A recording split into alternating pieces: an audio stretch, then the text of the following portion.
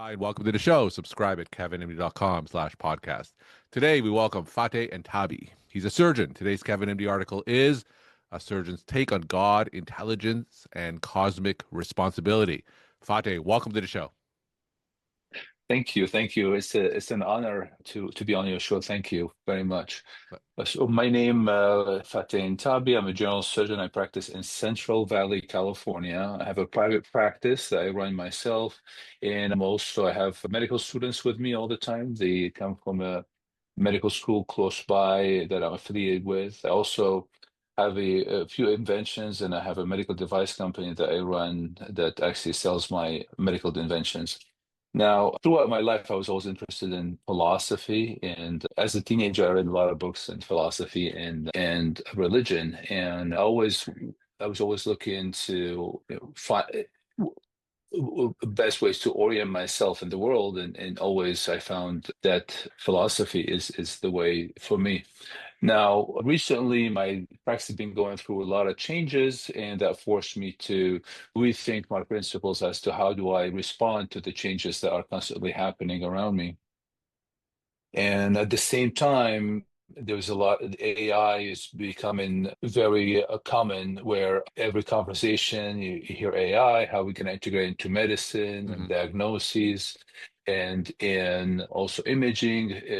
That got me thinking about intelligence in general and how is AI intelligent and we are intelligent and then the system as a whole that I work with. And so I'm thinking that perhaps intelligence for me is more about how to adapt to the changing environment around us. And that was something that I had to do for myself as the environment around me is changing. And then I thought that's what also AI does. And then I started thinking also in whether it's animals or plants, any living beings always adapt to changes, and that's what allows it to survive.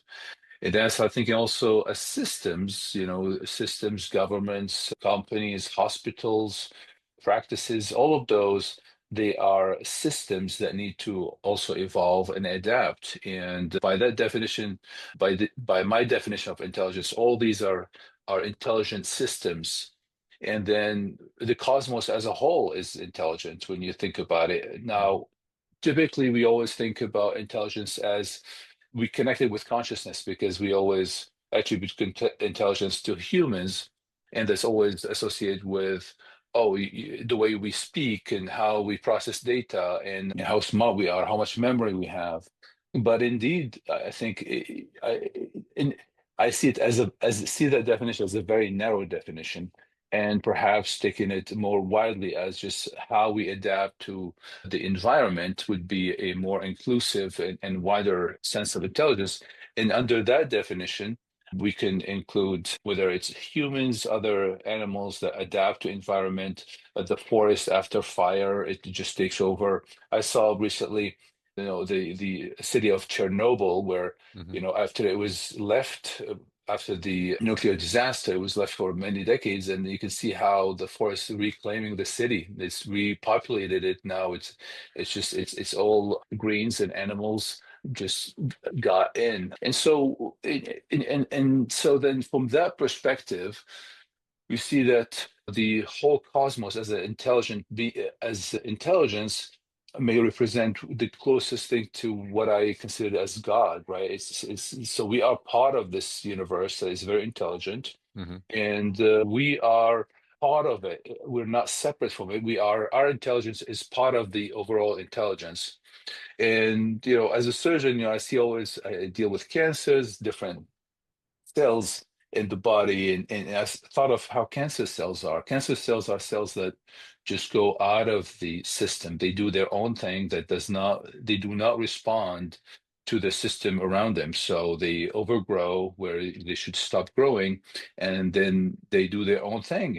And that got me thinking that, and then eventually that cancer cell leads to the death of its host if it's not treated. And then I thought, as a person, I'm part of this universe, and I'm part of that intelligence, and I could be as a good cell or as a cancer cell, hmm where just ends up to causing more damage to itself and everybody around it. So I just thought that it was a poetic way of looking at it, and but it helps soothe me when I'm thinking about how I should be participating in the environment around me as it changes. So give us an example of how this philosophical worldview that you just described to us and your perspective, what's an example of that? You said soothing you, and how does that interact with your life Right. as a surgeon? Just give us an example. Yeah. So recently, for example, the hospital that I do most of my surgeries then stopped taking certain type of insurance, and then I had to switch to a different hospital. So when I went there, the people, the instruments are different, the people are different. They're not used to exactly how I practice. At the same time, also my private practice, the office I rented to other people that had to change my Mhm. schedule. So all of a sudden I found that my schedule was just very different. And it's very frustrating. It made me start thinking that, hey, I want to complain. This is not right. We got to do something about it. Then I thought, where does that get me? That most likely would just make me think more about the frustrating aspects of my life and get me to be more frustrated and more angry. But perhaps a more intelligent way would be to just adapt and go along with it, Mhm. because there's really not that much else I could do besides getting upset and not being positive about it. So that's how I think that philosophy can help me in the day-to-day problems.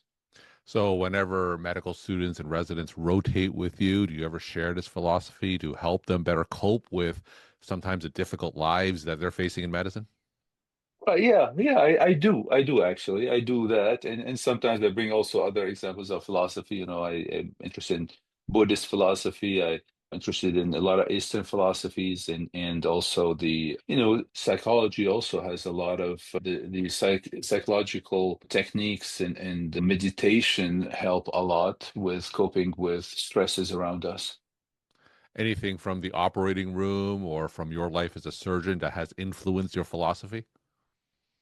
Yes, absolutely. It's just seeing how the body works, how after a surgery or trauma, any insult to the body, how it heals itself, and the more you explore into basic science and how all the different mechanisms, like the chemical signals, the hormones, the cells, and now as we think even in more details in cells, and the atoms that are made of cells, and then subatomic particles, and then you can get into quantum physics, but we don't have enough science or evidence to study that. But in reality, it boils down. We're at the end of the day, we are part of the universe, and we're made from the same substances that everything else is made out of, and it all came from stars a long time ago.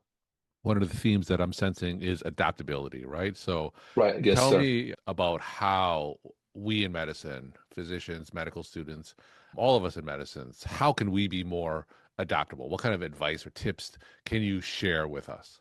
I think I would share that throughout my experiences at the beginning of my career, I was more focused on, getting information, techniques, and just gathering all the instruments I need as a doctor. But in reality, when you go out to the real world, you're a part of a larger system, larger organization, and you need to really understand it and understand how it works and how it functions Hmm. in order for you to participate and not get too frustrated, because it's very easy to fall into you know thinking about yourself and how that doesn't make sense and Hmm. why are they doing that. It makes absolutely no sense. But then when you start learning why the administration doing this and doing that, and the reasoning behind it, you start understanding how it is. It's extremely complex system, that like a big web that involves everything in the universe, really. I mean, even what administration does in the hospital has to do with policies, that has to do with the government of government, has to do with the president, and how why the president's doing that is related to other countries, and it's just so everything is really interconnected, and the more we understand that, I think the less frustrated we can be.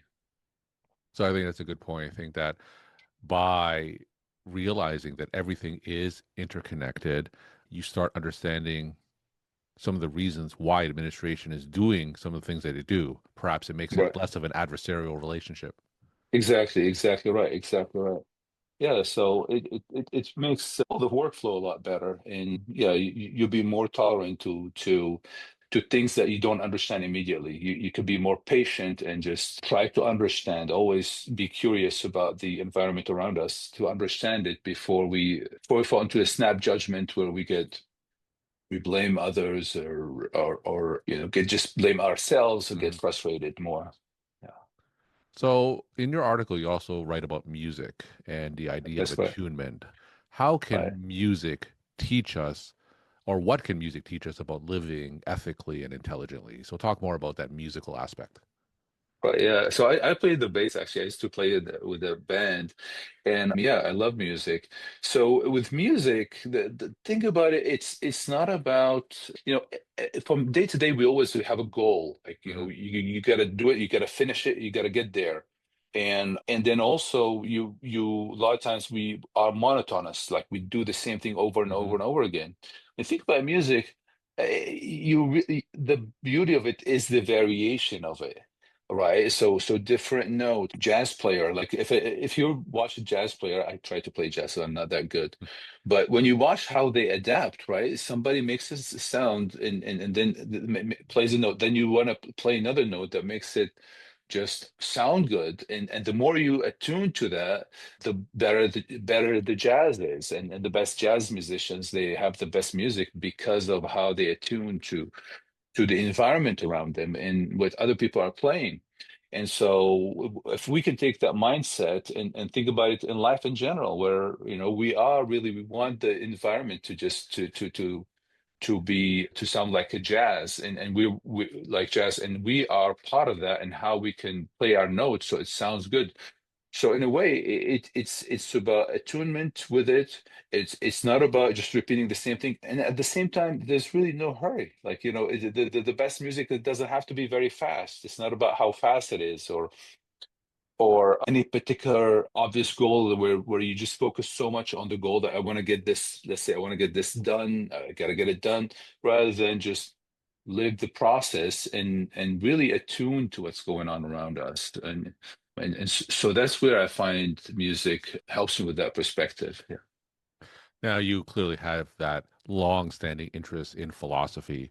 Now, for those physicians who are listening to you and may not have had a previous interest in philosophy, but certainly want to become more in tune with themselves and the world around them, and they may be wrestling with questions about faith, science, and meaning, tell them where they can get started. What are some resources that you recommend?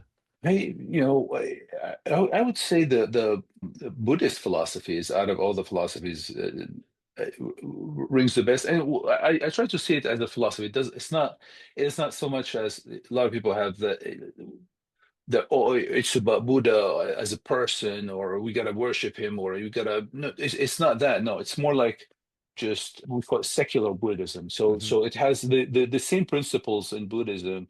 They're they have some great principles for life, and has nothing to do with faith though. So it's separate from faith.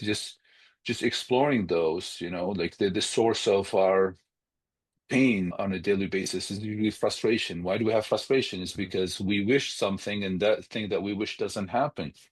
And so then that gets us frustrated. Now, if we can be less attached to that idea and just be more open, then we'll be less frustrated. We'll be able to enjoy life more. We're talking to Fateh Entabi. He's a general surgeon. Today's Kevin MD article is A Surgeon's Take on God, Intelligence, and Cosmic Responsibility. Fateh, why don't we end with some take home messages that you want to leave with the Kevin MD audience? All right, I would say always be curious about the environment you work in.